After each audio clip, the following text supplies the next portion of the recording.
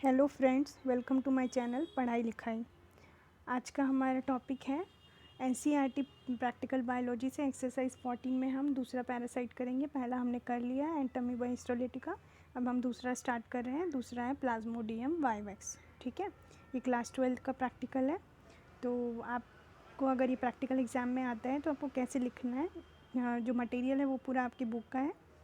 ठीक है, चलो स्टार्ट करते हैं। तो जो प्लाज्मोडियम वाइवेक्स है वो प्रोटोजोअन पैरासाइट है। ठीक है, और ये अगर आपको एग्ज़ाम में आता है तो आपको सबसे पहले इसका सिस्टमेटिक क्लासिफिकेशन लिखना होगा। तो ये फाइलम प्रोटोजोआ में आता है, क्लास स्पोरोजोआ में आता है, जीनस इसका प्लाज्मोडियम है और स्पीसीज़ इसका वाइवेक्स है। तो जो प्लाज्मोडियम वाइवेक्स है इसकी पूरी लाइफ साइकिल में अलग अलग स्टेजेस होते हैं, लेकिन जिस स्टेज को माइक्रोस्कोपिक स्लाइड में देखा जाता है और आइडेंटिफाई किया जाता है वो है सिग्नेट रिंग स्टेज। तो आपको एग्ज़ाम में आएगा तो आपको सिग्नेट रिंग स्टेज ही बनाना है। ठीक है, तो ये डायग्राम आपकी बुक में शायद नहीं दिया है तो मैंने ऐड किया है। ठीक है, तो ये जो डायग्राम है ये आपको बनाना है। तो आपको कैरेक्टरिस्टिक्स क्या क्या लिखने हैं, तो सबसे पहले आपको क्या लिखोगे आप कि it is intracellular endoparasite seen easily with in the RBC of the infected person. तो ये जो है क्या है, इंट्रासेल्युलर एंडोपैरासाइट है। ये आपके सेल के अंदर क्या करता है, इन्वेट करता है और अपनी लाइफ साइकिल को क्या करता है, कंप्लीट करता है। ठीक है, तो ये जो है आपकी अपनी लाइफ साइकिल को आपके लिवर सेल और आरबीसी में कंप्लीट करता है। तो हम कौन सा स्टेज देखते हैं, आपने देखा होगा कि ब्लड की फिल्म, ब्लड की स्लाइड आपको दिखाई जाती है। ठीक है, तो हम आरबीसी में जो स्टेज होता है और जिसके कारण आपको आफ्टर एवरी 48 आवर्स फीवर आता है। ठीक है, वो वाला स्टेज देख रहे हैं। तो ये जो होता है ये कैसा होता है, यूनिसेल्युलर होता है। आपको पता है प्रोटोजोन कैसा होता है, यूनिसेल्युलर होता है। फिर इसका जो डायग्नोस्टिक स्टेज क्या है, तो ये जो है सिग्नेट रिंग स्टेज है। सिग्नेट रिंग स्टेज में क्या होता है, ये जो प्लाज्मोडियम है वो इरिथ्रोसाइट में कि ये प्लाज्मोडियम, ये आपको रेड कलर से दिख रहा है, वो क्या है, इरिथ्रोसाइट सेल है, रेड ब्लड सेल है। ठीक है, इसमें क्या होता है, जो आपका जो प्लाज्मोडियम है वो क्या होता है, उसमें जो साइटोप्लाज्म वैक्यूल क्रिएट होता है और ये वैक्यूल क्या करता है, आरबीसी के हीमोग्लोबिन को कंज्यूम करना स्टार्ट करता है। ठीक है, डाइजेस्ट करना स्टार्ट करता है।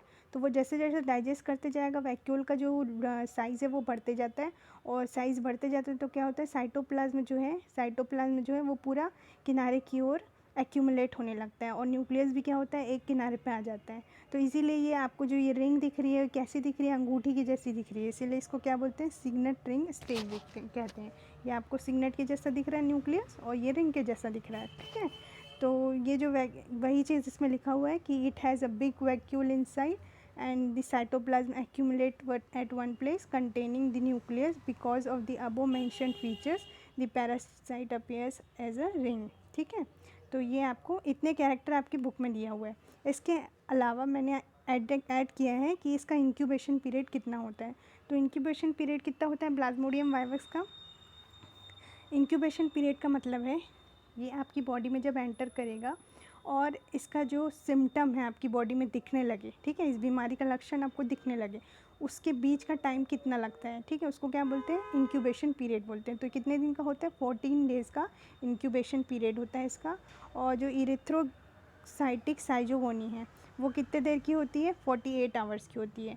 अब इरिथ्रोसाइटिक साइजोगोनी में क्या होता है, ये एवरी 48 आवर में क्या करता है, हीमोजोइन को रिलीज़ कर देता है। ठीक है, हीमोजोइन को जब रिलीज़ कर देता है आपके ब्लड स्ट्रीम में, ठीक है, तो उसके का वो एक टायोटॉक्सिक सब्सटेंस है और उसके कारण क्या होता है, आपको फीवर आता है। तो ये जो है क्या कहलाता है, इरिथ्रोसिटिक साइजोगोनी। आपने देखा ना, यहाँ पे वैक्यूल डेवलप हुआ और ये क्या कर रहा है, ये आपके हीमोग्लोबिन को डाइजेस्ट कर रहा है। तो ये हीमोग्लोबिन को कम्प्लीटली डाइजेस्ट नहीं कर पाता है, तो कम्प्लीटली डाइजेस्ट नहीं कर पाता तो कुछ ना कुछ क्या बन जाता है, टॉक्सिक सब्सटेंस जो है वो लेफ्ट रह जाता है, और उस टॉक्सिक सब्सटेंस का नाम क्या है, हीमोजोइन।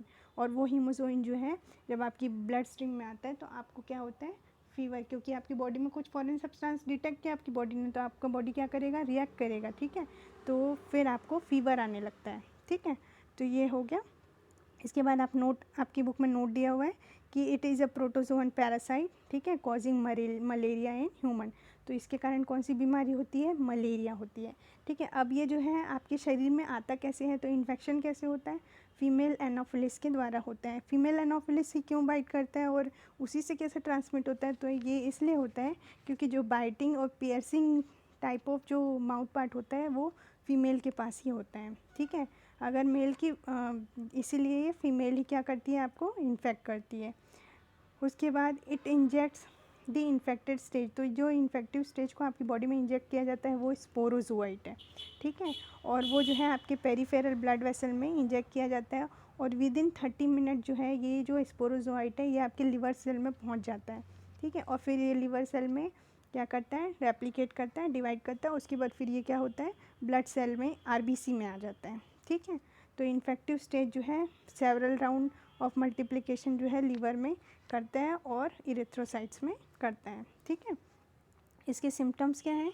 तो इंटरमीडिएट हाई फीवर आपको देखने को मिलेगा और विथ चील, ठीक है। आपको बहुत ठंड लगेगी, बहुत ज़्यादा फीवर आएगा और क्या होगा? ठंड लगेगी, फॉलोड बाय प्रोफ्यूज स्वेटिंग, और क्या होगा?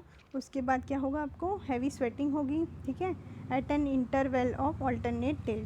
यहाँ पे आपको 48 आवर आपने पढ़ा ना, तो इसका मतलब क्या हुआ? ऑल्टरनेट डेज पे आपको क्या आएगा? फीवर आएगा विथ चिलिंग सेंसेशन और फॉलोड बाय स्वेटिंग।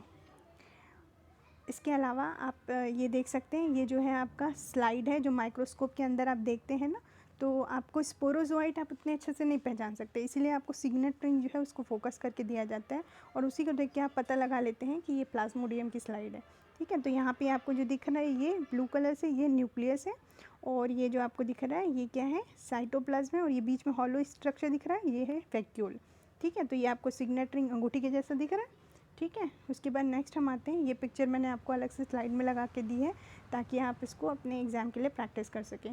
तो ये जो मैंने सेल बनाया रेड कलर से ये आरबीसी सेल है, ठीक है, रेड ब्लड सेल कॉर्पस्कल है।